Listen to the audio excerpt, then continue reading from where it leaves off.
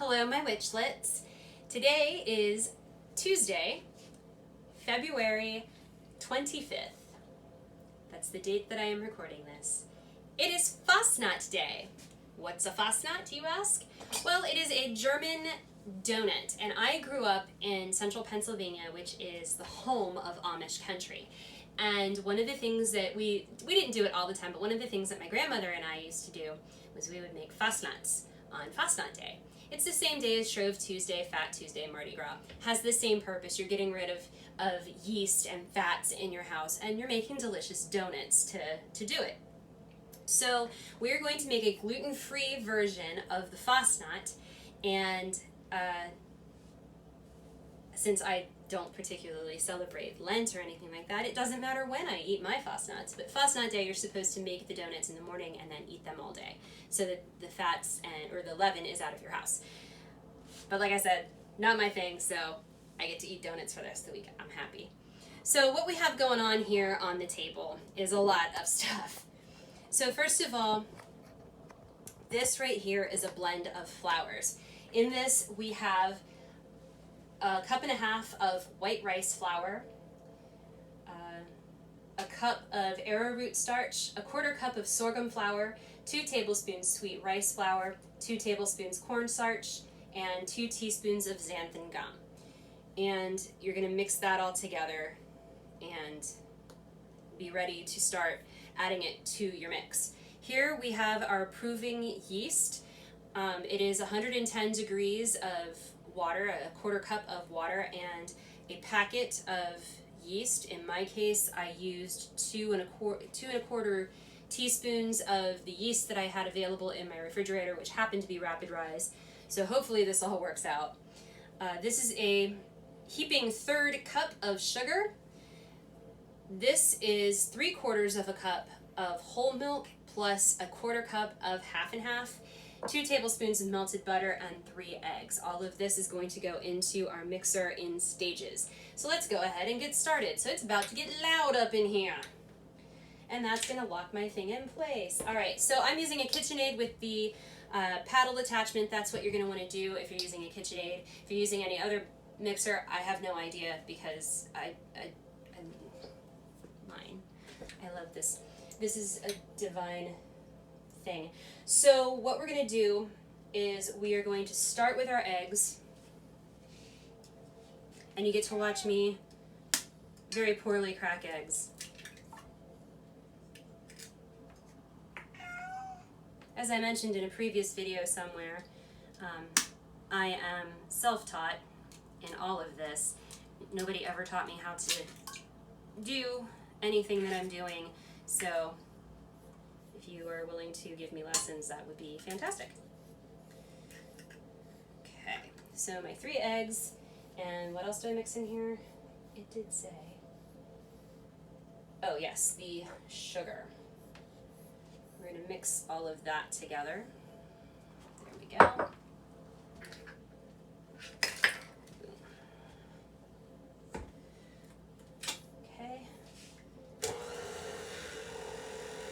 And it just says to beat this until it's thick and pale yellow.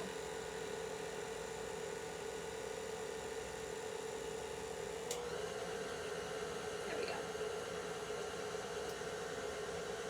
There's a lot of waiting going on in this. All right, so once it hits that level, I'm going to set it to low, which is what it's on, and we are going to add our yeast here, which you can see is very puffed up. That is perfect. Then we are going to add our butter.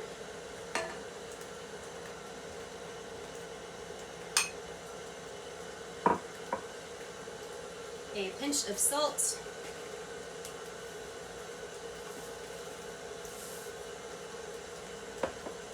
And our milk.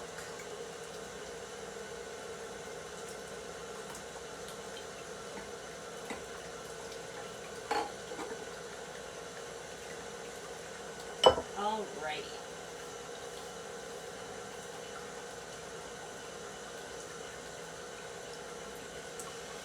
Then what we're going to do is we're going to add our flour mixture a half cup at a time, and apparently spill it on the table because I am talented.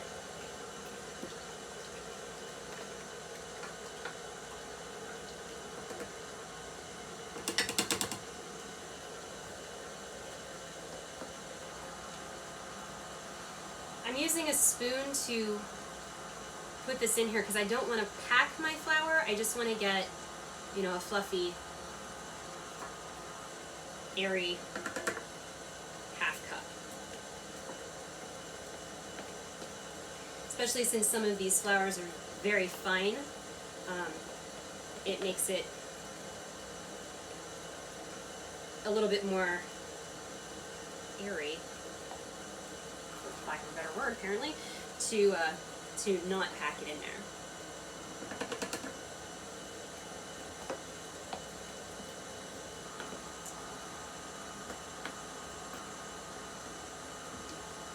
Plus it's a little easier for me to manage, given my lack of coordination and depth perception.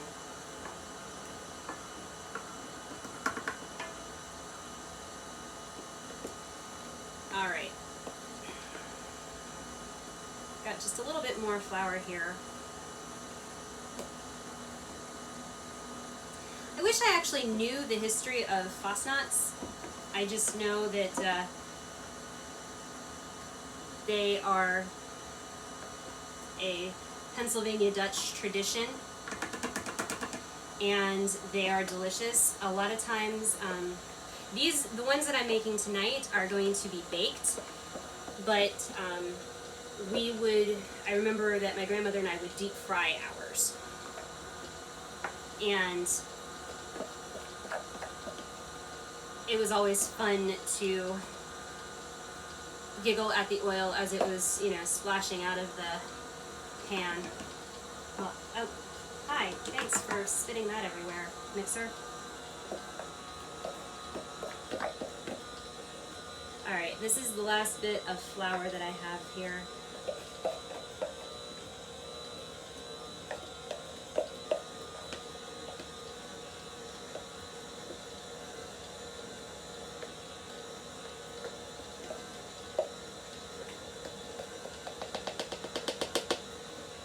The Pennsylvania Dutch actually have a lot of really fun traditions, I say as I make an even bigger mess. Okay. The Pennsylvania Dutch actually have a lot of really fun traditions. One of my favorites is a Christmas tradition. In central Pennsylvania, if you are driving around, you might see windows that have 3 candles in them, and those candles signify the fact that Joseph, Mary, and the baby Jesus are welcome to take refuge in that house. It's one of those little sweet things that we sometimes do. Alright, so this is going to increase to high speed and beat for 5 minutes. We'll come back at that time.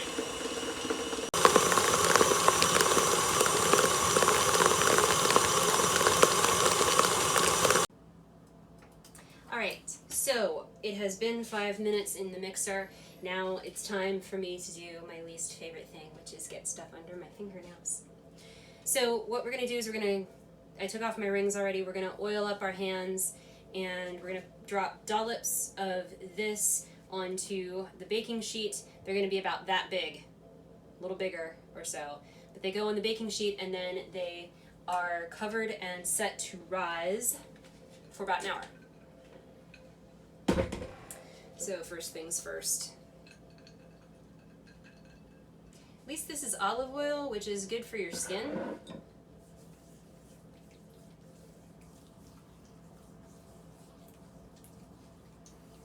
The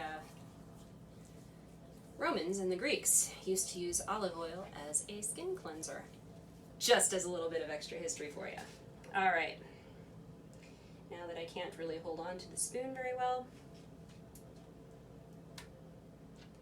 There we go, dollop 1. And according to the recipe, it doesn't exactly matter how close they are, because these are going to rise and spread out, and then you're going to actually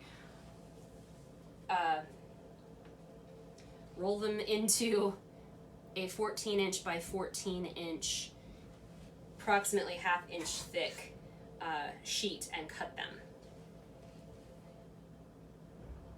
into 2-inch squares, as it were. Because Fastnachts are not round. Because Germans are different, I guess. But anyway, so you can see what I'm doing here. Just, you're gonna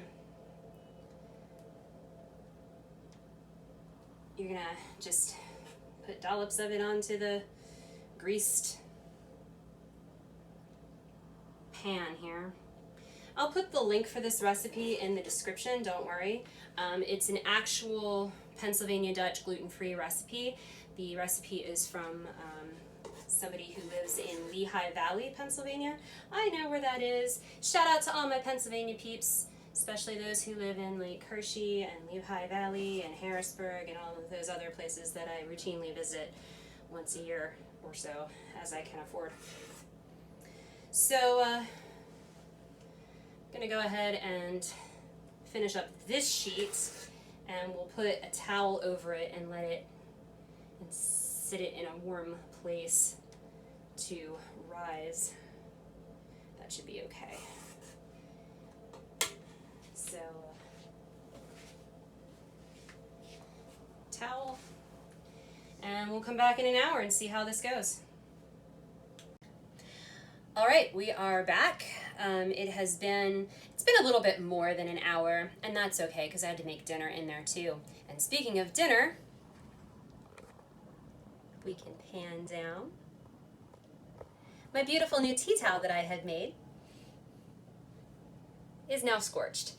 It got a little too close to the burner that I was using to make my dinner, which, if you're curious what that was, it was fried salmon with a hippocras sauce. So it was quite tasty, and it was everything I hoped it could be. So I'm going to pull this off here and stick it onto my well-floured surface. That's probably going to make me cry in a little bit, but we'll see. And once I get all this off of here, I'm gonna pause the video for a moment so that I can clean off this pan, because I'm going to need it for the actual baking of the Fastnachts. Okay, so I'll be right back. Okay, so I've got my dough out here on the table. I've got a well-floured surface. I have the top of it floured, and I have a piece of plastic wrap over top of it, and honestly, that's just me trying to keep things as neat as possible, which, if you've been following this channel, you know is pretty much a literal joke. So let's watch and see how big of a mess I can make this time. So basically what you want to do is you want to roll this dough out. It's so fluffy! You want to roll this dough out to about half-inch thick, 14 by 14 inch rectangle, square. 14 by 14 would be a square. You can tell that math was not my strongest thing. I'm a scientist, not a mathematician. Damn it, Jim. I actually look forward to being able to use that phrase one day where I say, "Damn it, Jim, I'm a doctor, not a doctor," and have people stare at me funny. All right. So it's a little thin in some places, but that's okay. But see, that comes off way better. And now I just need a knife. And what we're going to do is we are going to hope and pray that this will come off the table when I am done cutting it. But we're going to grab one of our baking sheets here. And I'm waiting for my cameraman to hand me a knife. I don't care, whichever one's sharp. They're both sharp. And we're going to cut this. Yep, just cut my thumbnail. Oh, you didn't cover the knife? Nope, I didn't. Don't try this at home, kids.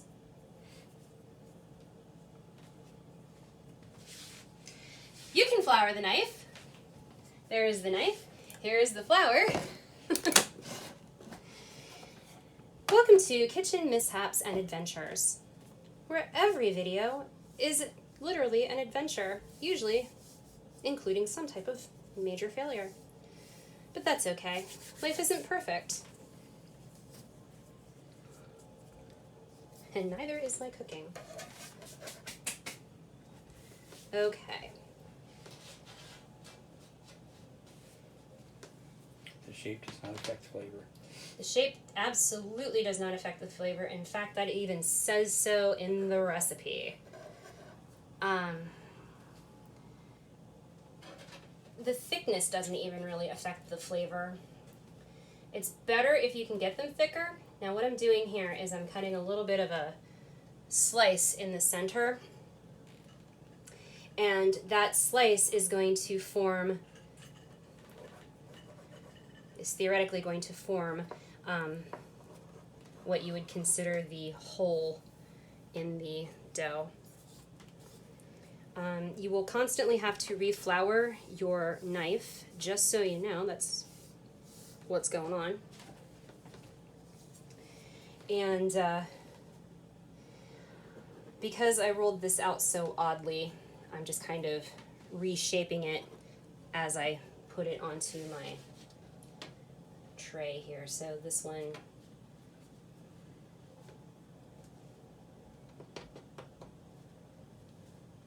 this is completely user error, not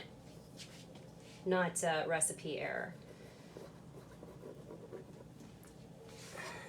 I am not a proud person. I am willing to admit when I have made a grave error in baking, and this would be one. This may be 2 or 3. Or, yeah, 2 or 3. Thank you, cameraman. Thanks for the vote of confidence. Alrighty. Now, this particular recipe actually has a topping that you put on this once you're done baking it. The only topping we ever did on them, if you want to call it that, was some sort of sugar dusting. This recipe says something about dusting it with sugar and nutmeg and such, and we never did that. It was just maybe powdered sugar, but a lot of the times we just kind of left it. So I'm going to finish cutting these up because this is going to get really boring and I don't really have any more fun stories to tell you. So it's going to be more of the same, just cutting it into about roughly 2-inch by 2-inch squares. Or 3.5. Or 3.5 by 4, or, you know, whatever. You do you. I'm not good with the whole figuring out of measurements. So I'll be back in a few minutes. All right, as you can see, I have 3 trays of Fastnachts. These just basically have to go through a second proving, a second rise. So I'm going to go ahead and cover this third one here, and this will go for about 20 minutes, and then I will be back and we will put them in the oven and talk about that. Now the oven should preheat to 450.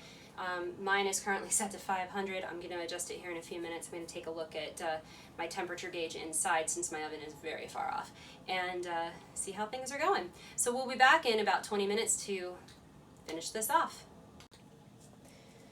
Okay, it's been 20 minutes, and you can tell that these have risen again. And that's really good because that's what they're supposed to do. So now we're going to put these into a 450 degree oven for 8 to 10 minutes, and then we will take them out. So let's go ahead and get to this. Hopefully I have room in my oven for all of these pans.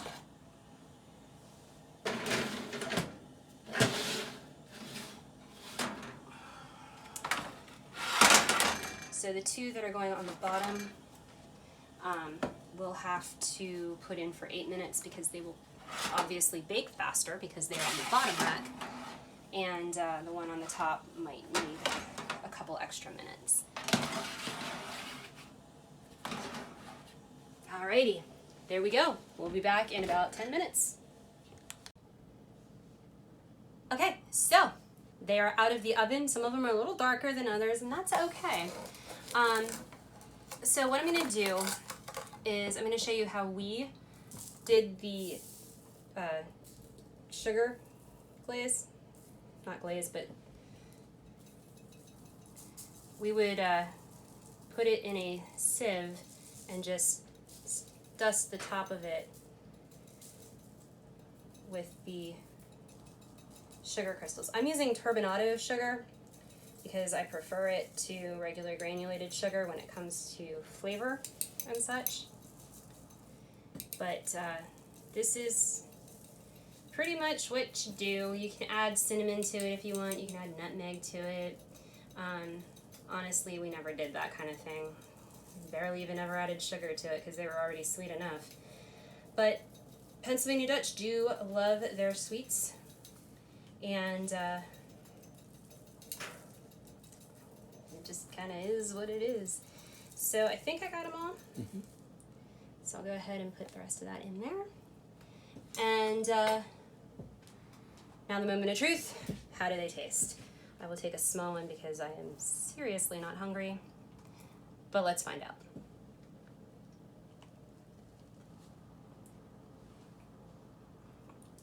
That is the perfect Fastnacht. So I hope you enjoyed this video. I hope you get a chance to make your own Fastnachts. If you were to make this with regular flour, they would puff up a lot more than what they have. But this is pretty impressive for gluten-free flour.